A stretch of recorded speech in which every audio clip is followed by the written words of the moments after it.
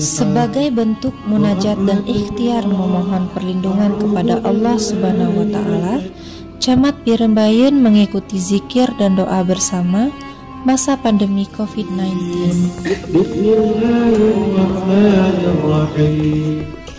Khususnya perlindungan akan kesehatan dan keselamatan di masa pandemi yang tak kunjung menemui titik terang kapan akan berakhir. Camat Birembayeun yang tergabung dalam Forkopimcam bersama Kepala Puskesmas, Komite Sekolah, guru dan siswa SMA Negeri Unggul Aceh Timur mengikuti kegiatan zikir dan doa bersama dengan Sekda Aceh secara virtual yang dilaksanakan di seluruh dinas di bawah naungan Provinsi Aceh pada hari Rabu tanggal 29 September 2021.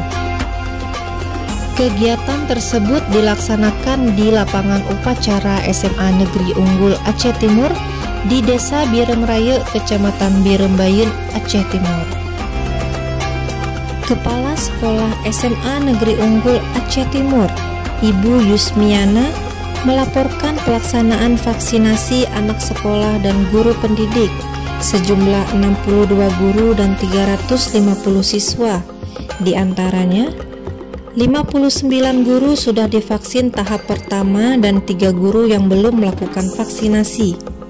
Sementara untuk siswa yang sudah melakukan vaksinasi tahap pertama, sejumlah 324 siswa dan 26 siswa yang belum.